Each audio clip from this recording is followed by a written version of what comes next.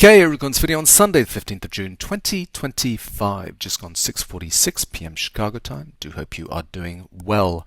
So it's the weekend and time for another weekend futures market recap. We'll go through 15 of the largest futures markets and I'll show you what I'm seeing on my charts. Well, that was quite a week.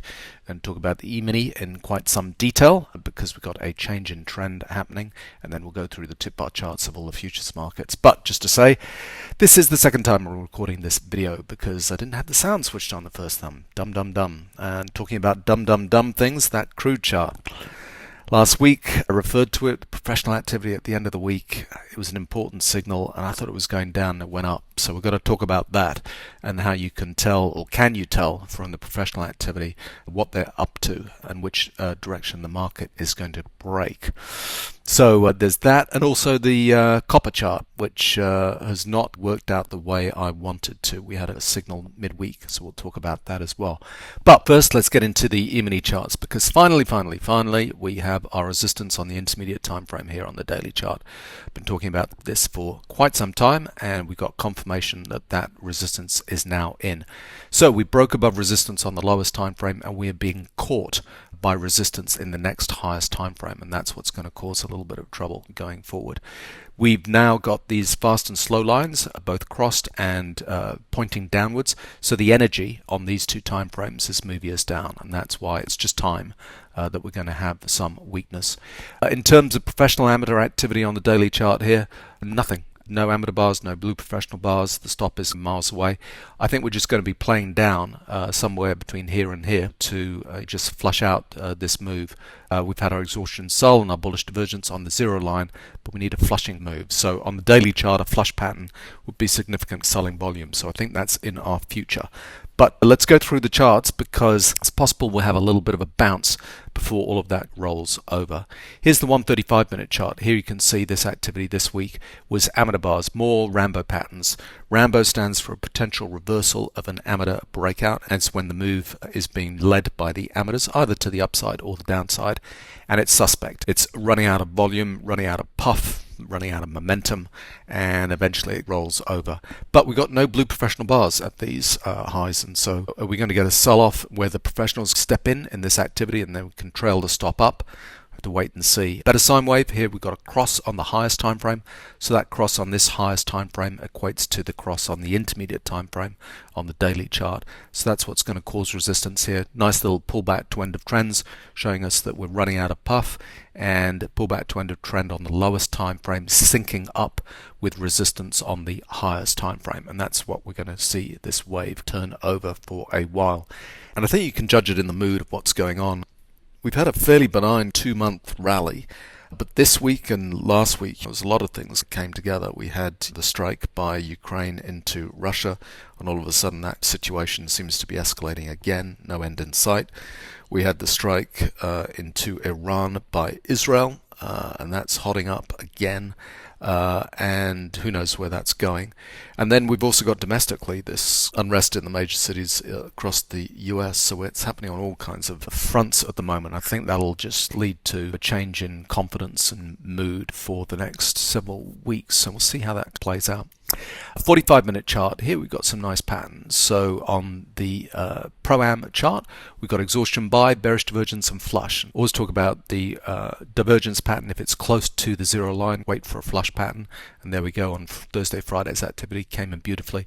And they're all the Rambo patterns, pushing to new highs, all being led by the amateurs. We had professionals taking profits here. That's that little blue box. Professionals at new highs. And yeah, it took a while to keep on pushing up and up and up, but that was all amateur activity and suspect. Bear in mind that we've had rollover on the E-mini charts. I think rollover is actually on Monday, but the data after close on Friday rippled through. So it's actually a 50-point difference between the last contract and this current contract that we'll be trading from Monday on. So the levels that we were talking about in the last videos was 6,000 for a break of 6,000 for a trade short. But now on these charts, that's 6,050 is where that break actually happened this week. So 45-minute chart happening there. You can see signs of weakness all the way through this move up here. and maybe we're going to get caught by support on the highest time frame here on the 45-minute chart. We've not broken through 59.81 into a proper downtrend on the 45-minute chart, but I think that's going to happen soon.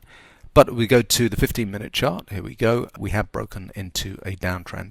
Here we overshot resistance on the highest time frame. There's our sign of weakness. Quite a few white bars going on there, so that's a proper break into a downtrend. The market moves from exhaustion to exhaustion, from exhaustion sell to exhaustion buy to exhaustion sell. It's the waves of psychology of the group, and it's like people moving from one side of the boat to the other. Here's the exhaustion sell patterns that we had 2 weeks ago. Big blue professional bars coming at the lows here. That exhaustion buying was getting the move going. Then we kept on rallying, and then this last move happened under the lip. So I love these for signals that when we get an exhaustion pattern under the lip, the mood has changed, the trend has changed. Better Pro-Am has flipped. We've got a background in grey, and we've got an exhaustion pattern there. That's exhaustion buying, and then we weaken from there. Get a nice signal there. On the 15-minute chart, you can see the blue professional bars taking profits last week. That's beginning the ends of the weeks, marked with the solid yellow lines. This week's activity being driven by the amateurs, Rambo patterns into those highs. We kept on moving higher. Some blue professional bars taking profits.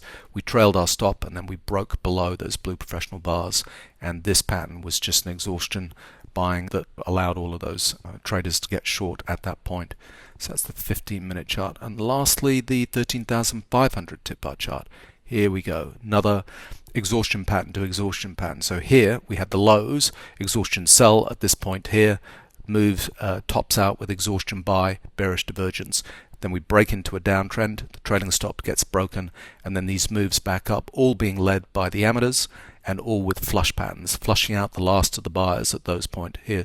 Amateurs at that point there, amateurs at that point there. Earlier in the week, we had the professionals taking profits, and then we got that blow-off move there. So these, I mean, this was a reverse pattern, just like I like this pattern for an exhaustion under the lip. This is the reverse of that, so that's an exhaustion pattern into that dip there. That's bounced the ball at this point here. And look for those where the stop can be really tight, because what you do is you put your stop just below or just above the trailing stop on Better Pro-Am, and then if we get the direction correct and we do actually get a bounce in that direction, it's the beginning of a strong move. So that move's developed over a week and a half, and we've topped out, and we've now got backgrounds in grey. We're in a downtrend on the 13,500 tip bar chart. No blue professional bars taking profits at the lows, so we've got to see that before this reverses and goes the other way.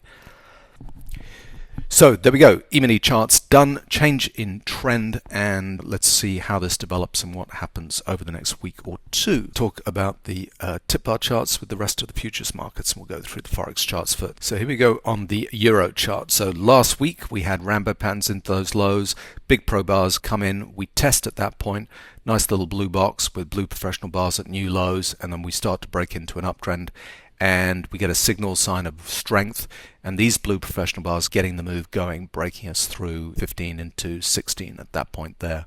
No blue professional bars taking profits. We're in an uptrend on the retrace here. The amateurs get it wrong with Rambo patterns. We bounce off there.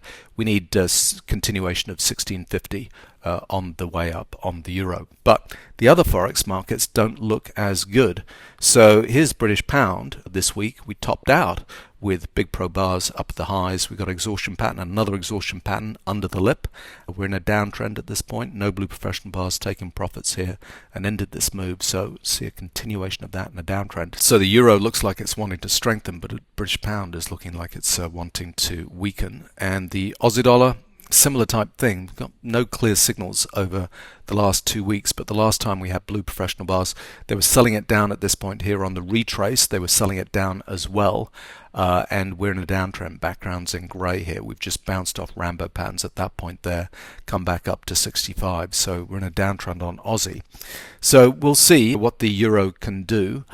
We are seeing strengthening of the Japanese yen, and that's a carry trade. The euro could be the same thing. It's also viewed as a carry trade as well. So as the markets weaken, as people forced to close levered positions.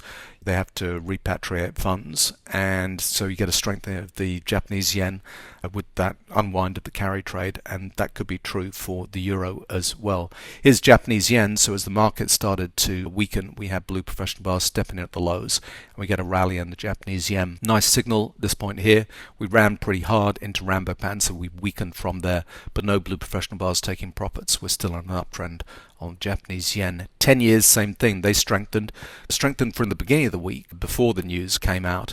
But there's the blue professional bars at the lows. Exhaustion sell, bullish divergence, amateur down bars, get wrong footed, bang, we break into an uptrend. There, no blue professional bars taking profits. We're still in an uptrend on 10 year. And gold had a very nice week, rallied pretty hard. No blue professional bars at the lows here, but you can see on that dip down they came in, and they came in here on this exhaustion sell. Another exhaustion pattern under the lip there, and we get a rally. Some profit taking by blue professional bars at 3,460 there, which is interesting. So let's see where that goes. But silver had a nice move. So we had blue professional bars taking profits at the highs at 37, and we weakened from there. But this week, nice V reversal pattern, similar to what we had in Bitcoin. So we'll show you that chart next. But here's the exhaustion sell. Blue professional bars come in here, V reversal at that point. We get the move going. No blue professional bars yet taking profits. We just ran pretty hard into Rambo patterns, so we've come off from there. So let's see if we get a break back above this type of level, above 36.60 on silver. And then Bitcoin, here we go with the Bitcoin trade. So at the end of last week, we had exhaustion sell, bullish divergence, blue professional bars right at the lows, V reversal there, and that move gets going. So the exhaustion buy there is getting the move going, which is good. But no blue professional bars taking profits here. When the news came in of the Israeli strike, Bitcoin took a tumble. And I suppose Bitcoin's been strengthening because of deficit talk. And gold is more of a geopolitical trade, as is crude. So Bitcoin didn't rally with that news. It actually weakened quite a bit from 111 down to 103, 104. But because we've got this sitting in the background, we're still in an uptrend. So let's see what happens to Bitcoin. It's strengthening a little bit this weekend, but let's wait and see. Crude. Okay, let's talk about crude. So this is the pattern I saw at the end of last week, which is a whole bunch of blue professional bars come in here, big pro bars. Someone knew something. But I thought this was going to break short, and then with the little activity that we had after those blue professional bars at the beginning of the week, you can see we did get a little bit of a break here. And then we got a test with a Rambo pattern, and that weakened, and we were coming back down, but no, it didn't break back through there, and it had just a monster rally all the way up to 77, 78 almost, and I missed the whole thing.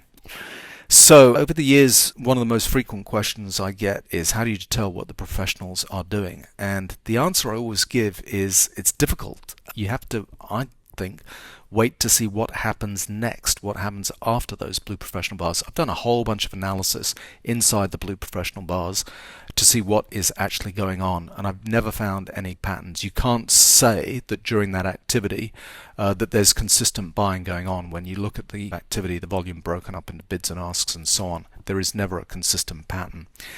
And that's because they're smart. They're not going to make it too easy. When I've looked at better momentum, again at those lower time frames, looking into the individual bars, there's no pattern except that they're trying to confuse the market, and oftentimes you'll get a wrong break in this direction, and then it'll go the other way.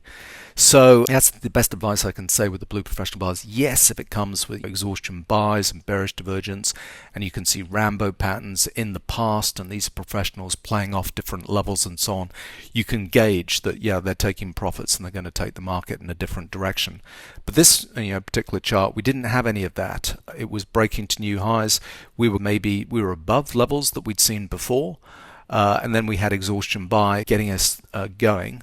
And then we rolled an exhaustion sell here, so it was tricky to see which way, but I missed that entirely. And in fact, my headspace was saying that we were going to go down from there, so that was a bad call, because that was one of the best trades of maybe this year.